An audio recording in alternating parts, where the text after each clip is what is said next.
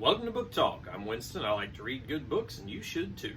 Today we're talking about an entry from the DriveThru RPG 2023 Pocket Quest Game Design Jam.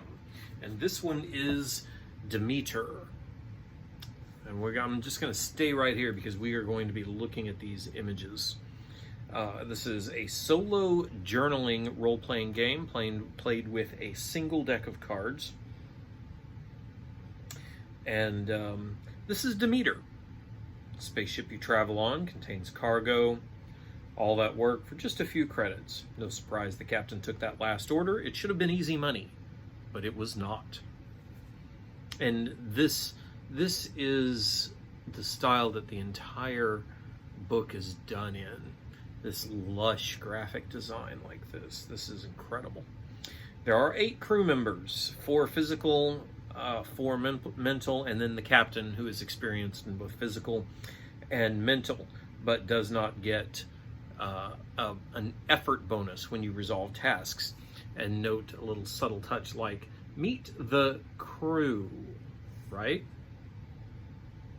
Say hello to thy, or thy, or I'm not sure how you say that, but it's unsettling because it's supposed to be. It was part of the cargo. It is elsewhere now. We don't know where it is. The crew calls it thigh. It moves through the ship. Its goal is unknown. Spoilers, its goal is to eat the crew. Prepare for the voyage. Get you a journal, something to write with, and a deck of cards. I love this. It says, throw away the jokers. This will be a serious journey. Gameplay, oh my gosh, look at that. Isn't that incredible?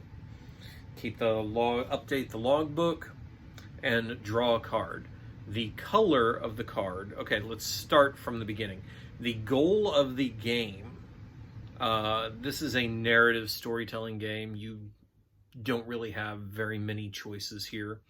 There is an exercise in resource allocation.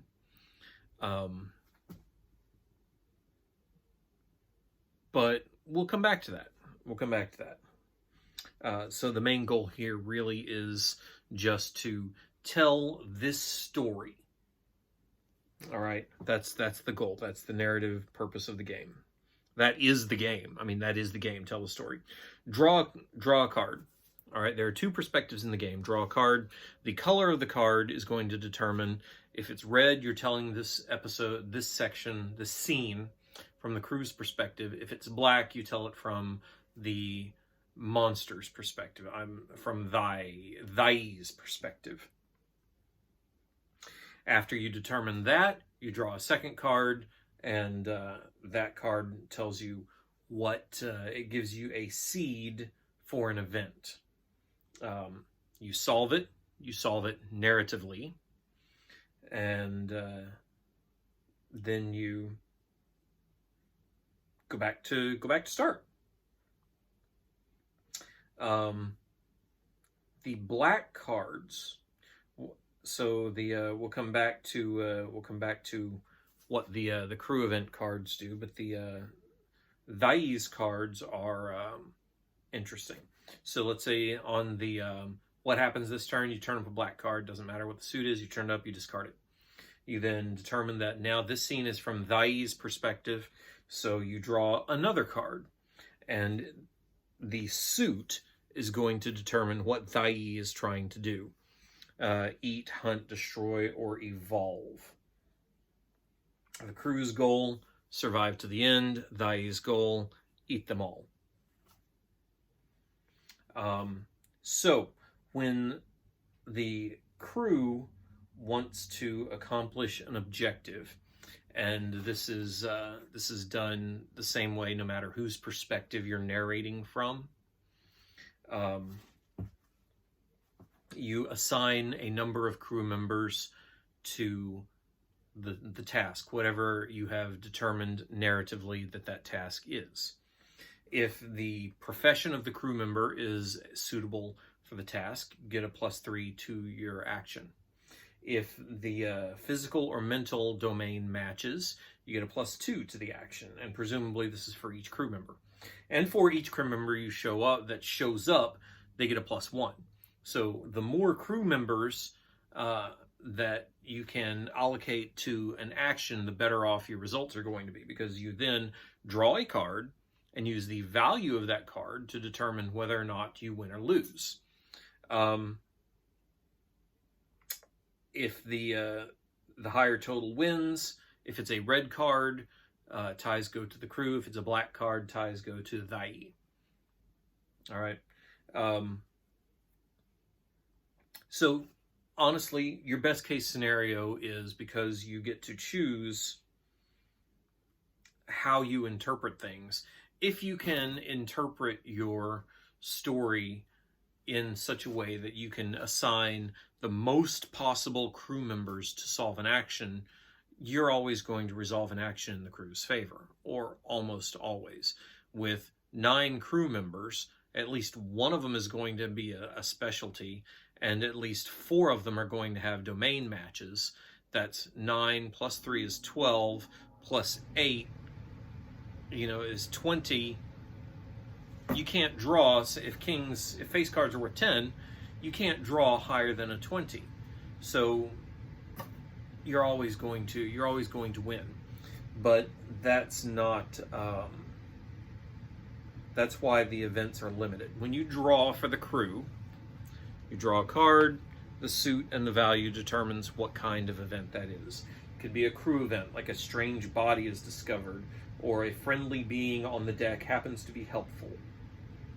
It could be an item event, a valuable cargo suddenly goes missing, or a dose of highly effective drugs is discovered.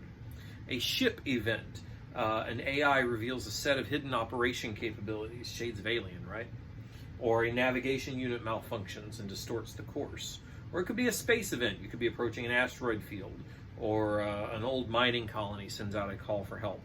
So those things are going to limit which crew members you can assign to an action.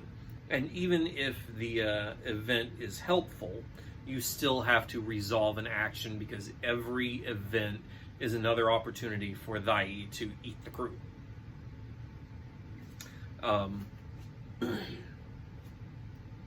So that's if the crew members, those are the events, those are the seeds. You then narrate how that works out, decide which crew members you can allocate to it, and draw your card to resolve. If you're narrating from Diane's perspective, you've got the 4 actions there. You draw your card, you determine which one of these Diane is trying to do, decide which crew presumably you decide which crew members it's stalking, and then you draw a card to resolve the action. It is going to be much more advantageous for Diane to act, because presumably you're going to try and target those crew members that are going to be most vulnerable. And since this is a narrative game, that is determined narratively. If Diane wants to eat, well, they're going to go after, they're not going to go after the droid. They're going to go after the scientist. Scientist is a mental domain. Mental doesn't really give any advantage to prevent themselves from getting eaten. Being a scientist, maybe you could argue that that's helpful in, maybe they can come up with something clever to not get eaten. And presumably they're going to be alone. So you're looking at a best case scenario of a 4. They come up with something clever, so their profession's useful, and they're alone, so they get themselves as a bonus. You have to draw ace, 2, 3, or 4 in order, and it has to be a red card if you draw a 4, in order to not lose that action to Diane. So what happens if you lose actions? When you lose actions, crew member dies. Sort of. You get momentum. You start with 1 point of momentum, and anytime a crew member would get killed, you can spend 1 point of momentum to injure the crew member or a crew member instead. A wounded person, somebody who is wounded, gets no effort bonus for their domain. And if a crew member takes 2 wounds, takes 2 injuries, they're dead. So your resources are dwindling. the outcome favors thy about half the time in the narrative stance. And the goal is to see how many, not even try to keep your crew members alive, because it's not that kind of game. The game is just to see if thy is going to eat all of the crew members before you get to where you're going. And these are the events that happen along the way. And when you are done, you will have a journal of your story. It's an interesting exercise in storytelling structure. And I've never seen anything quite like this. So that was very interesting to me. That is Demeter. And intriguingly, there is even a version of this that is oh, wrong button.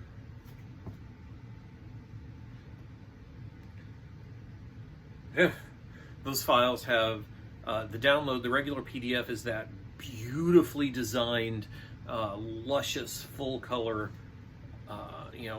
program that you see. But they've also got a pocket mod version, which I thought was interesting, so that you can just print it all out and print it up on a single sheet of paper. I just want to download a file. Okay, there we go. Goodness gracious. Computers, the more they make the life easier for us, the harder it is. So you can just print this up on one sheet of paper, and wherever you are, if you've got a deck of cards and a pencil, because the Pocket Mod format folds up nicely and makes it a nice little thing.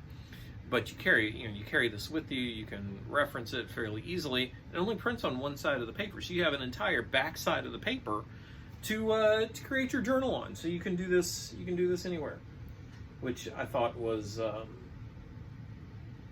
really nice. Anyway, you'll find an affiliate link in the description below. That'll take you to DriveThru RPG. Check out my book, Opposing Forces for Fate, while you're there. Also, head over to DriveThru Fiction. Check out the Starman Saga by Michael D. Cooper, or Diane Detzer's Intergalactic League in my Critical Press Media store. And of course, don't forget, come on, okay, we'll do it that way. Goodness gracious. Don't forget to check out my own entry in Pocket Quest Scrappers. And when you're done with all of that, come on back here, because there's more book talk yet to come.